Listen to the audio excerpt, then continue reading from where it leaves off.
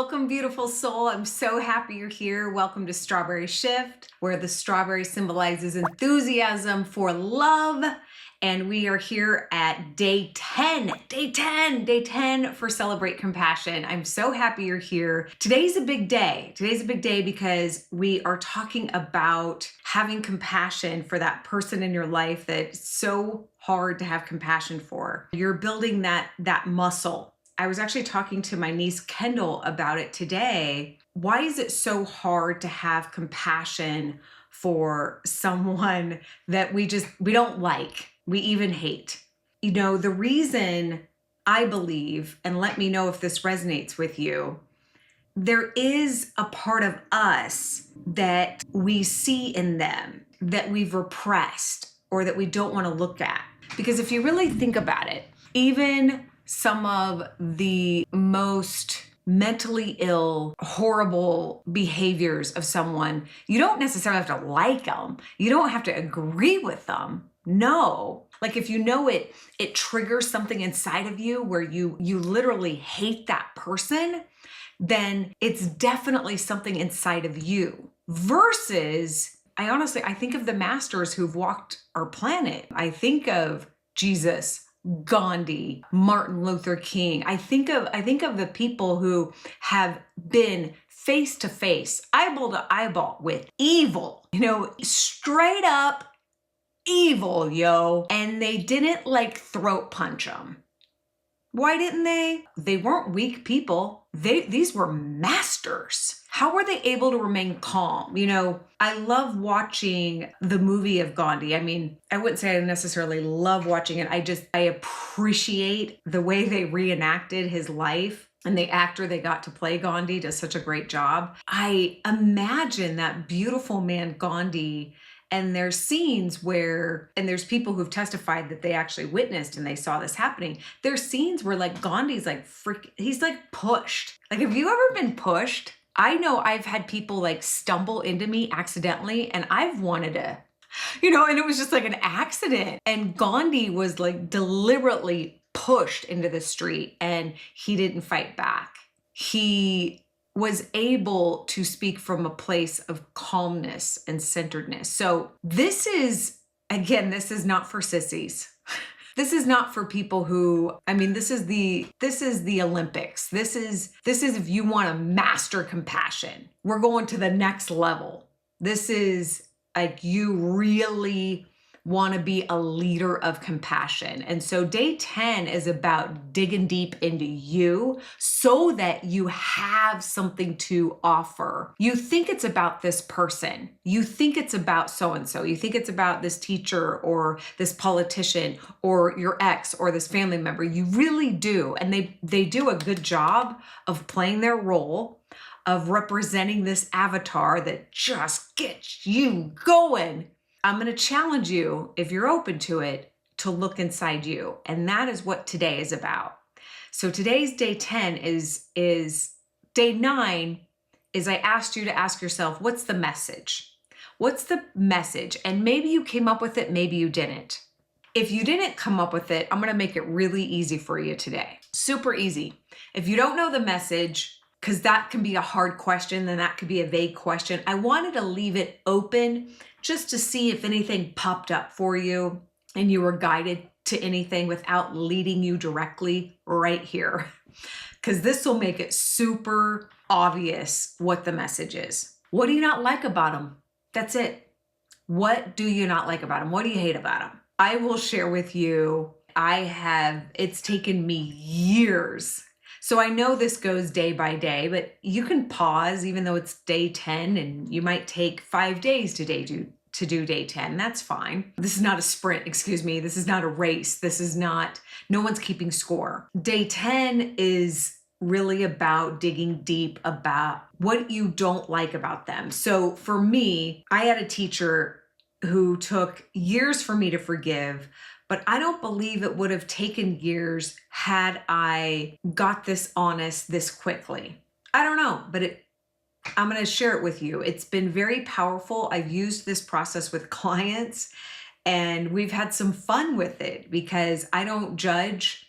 my clients and I encourage them not to judge themselves, I'm going to offer the same thing for you because I'm going to share my story. So this teacher, there were two things about him that I hated. Okay, you ready? I hated his arrogance and I hated his greed. There you go. I was like, bam, bam. And I kind of loved hating him, kind of enjoyed it. People would bring him up. I'm like, no, don't like him. Here's why. And I would talk about how arrogant he is and his greed. When I went through my deep, deep inner work, and this is an infinite journey, I'm still going through it as I'm guiding you to go through yours. I knew, oh crap, I do not want to go down this tunnel. This is going to be uncomfortable, even painful. But I did. I have arrogance inside me. I'm so sweet and I'm so generous. I don't have greed. But if I really believe that, and you know that old cliche, right? You got one finger pointing at them, you got three fingers pointing back at you. You've heard that, right? But I didn't understand it. I thought, if anything, I've been the opposite of arrogant. I've been shy and put myself like down and played small. Well, because I was conscious and deliberate about, okay, I want to see the arrogance and the greed within me. You know the saying, when the student is ready, the teacher will appear. Well, then I was guided to Richard Rudd and the Gene Keys. So I'm not going to go off on the Gene Keys because that would be a distraction, but I do need to explain them just a little bit in order to share with you my story. I love the Gene Keys, by the way. Love them. So the Gene Keys, if you've never heard of them, you're like, Mandy, what are you talking about? The Gene Keys is a download by one of my teachers and mentors, Richard Rudd, who I love. May remember that I've mentioned him on other videos. If you watch my other videos, he wrote The Art of Contemplation. And he studied with the creator of Human Design, Ra. Richard got a download. Human Design, if you're not familiar with Human Design, it's a combination of astrology and the I Ching and the Tree of Life and astronomy and something else too. And so Richard got another download that was epic. I mean, epic. I love, love, love the Gene Keys. You use your birth date, your birth time to get your profile. You can go to genekeys.com to get yours. I highly recommend it. And so I got exposed to Gene Keys. So I was excited because I love astrology. You meet me and you get to know me, you know that one of my favorite questions to ask is, what's your birth time? Because I love looking at charts. I'm not a professional astrologer, but I love looking at charts. And so I looked up my profile, and you'll see you have a profile, and every Gene Key has a shadow, a gift, and a city. And Richard explains it with, like, imagine that we each have within us these genes that are like an hourglass, and that there's the yin and the yang.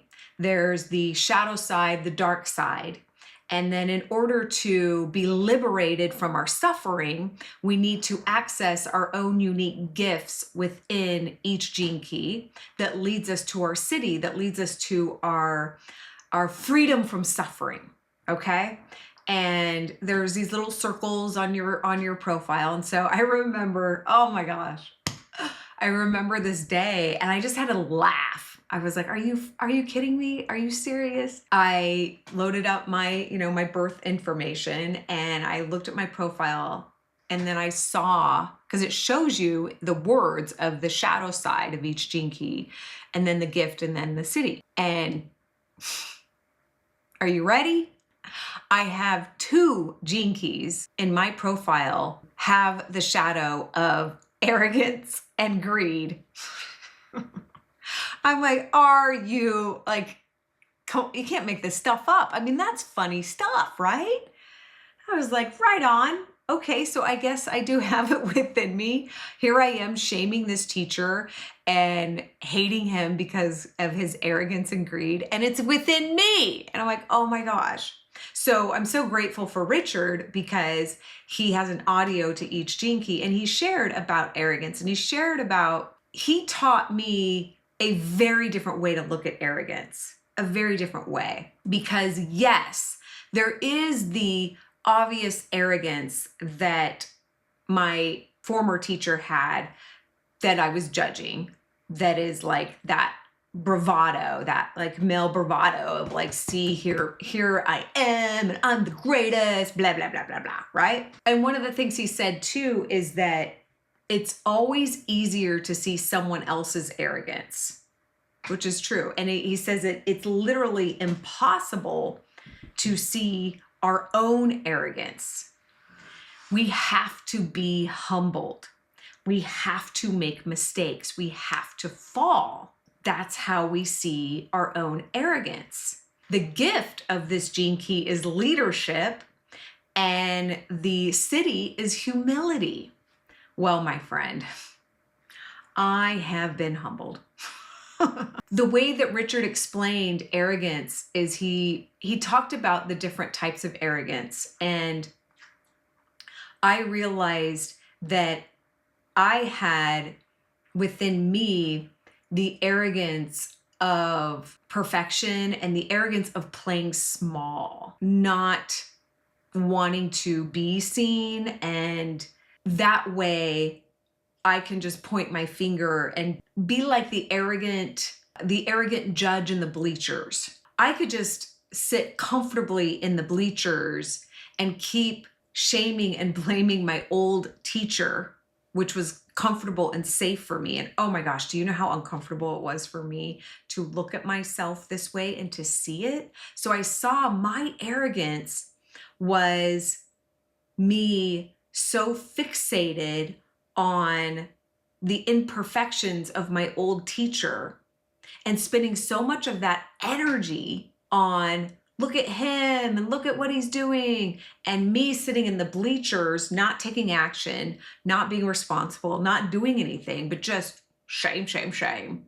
And how arrogant that was of me. And I was like, oh my gosh. I immediately, and it felt weird, I'm not gonna lie. When I saw myself in the bleachers, afraid to put myself in the arena, and I saw this teacher in the arena and I was judging him for being arrogant, then I saw his courage. And then I realized, wow, he really had a lot of courage to put himself in the arena, because he knew that there were going to be people like me that were going to do that. He knew that because he was very intelligent.